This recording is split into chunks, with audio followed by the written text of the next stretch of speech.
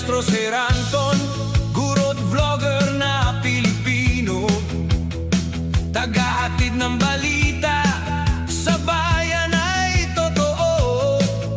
Mga benepisyo ng guro, kanyang tinatalakay. Sa video natin ngayon mga maestro ay pag-usapan pa rin natin itong tungkol sa salary loan program na inihahandog po ng Land Bank of the Philippines. Ayan. So kung maalala po ninyo, nitong nakaraang linggo ay nagkaroon nga po ng agreement sa pagitan ng Department of Education and ng Land Bank. Ayan. Na kung saan ay nag-offer po ang Land Bank ng dalawang programa mga maestro para po yan sa matulungan yung mga teachers natin na may mga malalaking loans. Ayan. So ito po yung tinutukoy po natin Yung una is yung salary loan takeout program. Ayan, na kung saan ay babayaran ng Land Bank ang mga loans ng mga teachers. Ayan. Ang sa pag-aalam po natin, ang priority po dito is yung mga garnished. Ito yung unang i-entertain ng Land Bank, kaya nakalagay po dyan is limited lamang ito sa 1,000, close to 1,000 public school teachers. Ayan, yung naharap po sa garnishment. Ayan, sila po yung i-accommodate nitong salary loan takeout program na ito.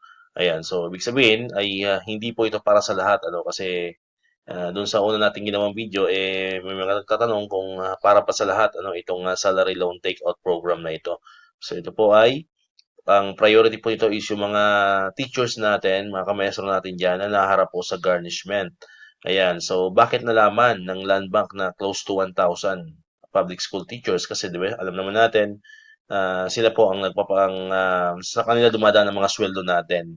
Ayan, kaya syempre siguro may record ang Land Bank, monitor nila kung sino yung mga teachers na talagang may mga or naharap na sa garnishment mga kamaestro. Ayan, so yan po yung una, yung salary loan takeout program.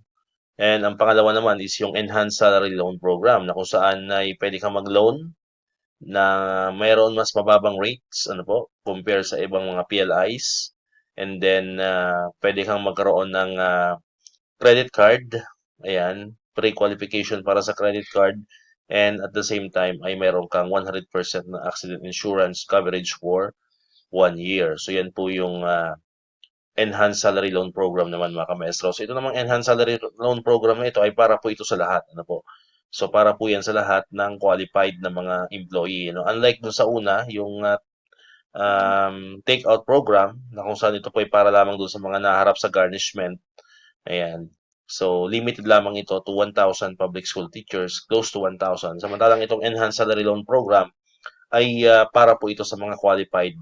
So kahit sino, basta pasok ka sa qualification, pwede kang maka-avail nitong salary loan program ng Land Bank na kung saan ay mayroon kang 100,000 na accident insurance, good for 1 year.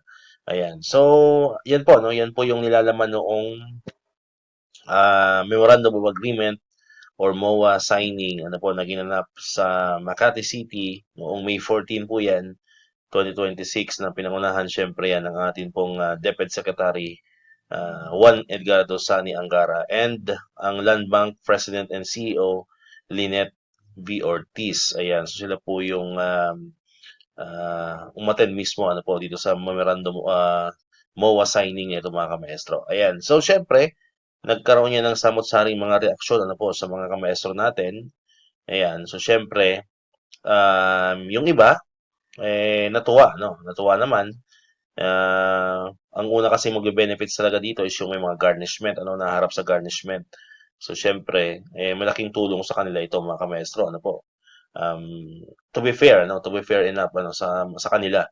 Ayan, so malaking tulong 'yan, para naman kahit paano magkaroon sila ng medyo maayos-ayos na take home pay, yung net pay pala.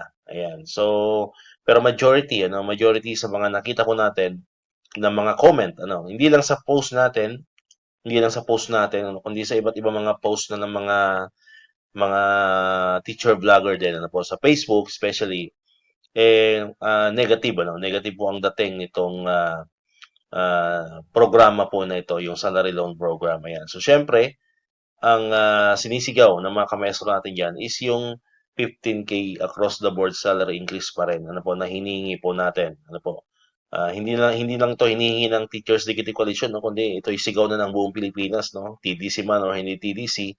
So, ito na po yung sinisigaw talaga natin is yung 15K across the board salary increase na sana po ay umusad na, no? Umusad na sa Kongreso, sa Senado, ayan, para naman at least bago matapos tong taon na ito ay magkaroon na ng development na po yung mga bills patungkol diyan sa 15K across the board salary increase na yan. Kasi alam naman natin maraming bills ano po, no? Hindi lang isa, hindi lang dalawa.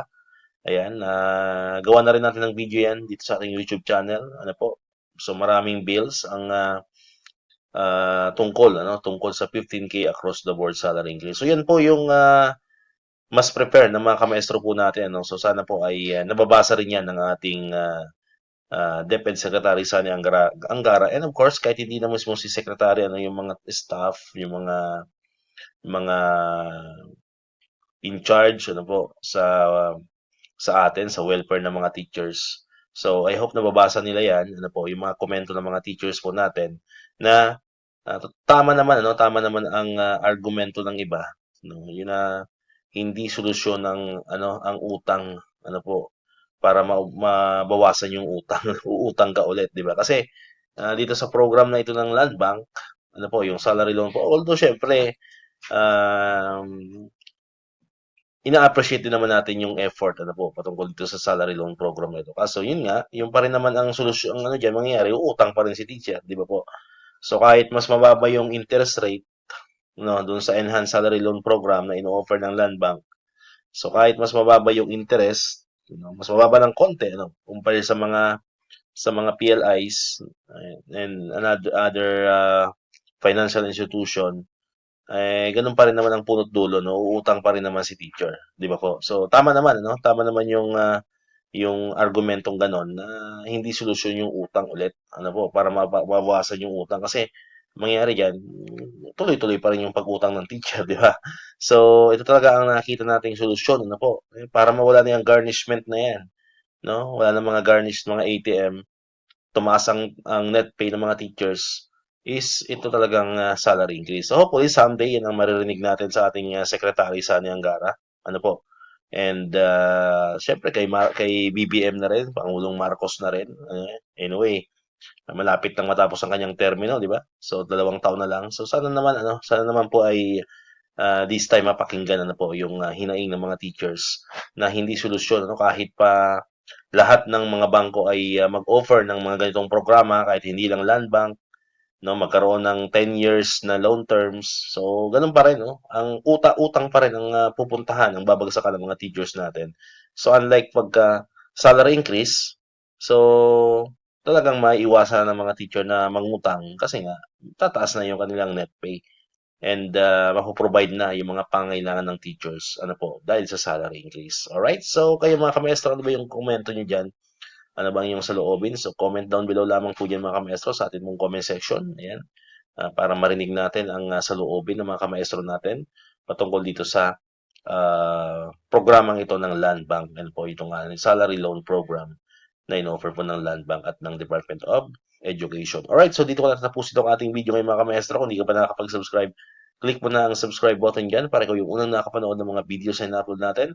Katulad ito yung mga updates pa rin about sa salary increase and other benefits ng mga teachers and government employees. And syempre, click mo na rin ang notification bell button para ma-notify ka, always update ka pag may mga bago tayong uploaded. So muli, maraming salamat sa inyong panonood at pakikinig. Once again, El Maestro, see you on my next vlog. Bye-bye!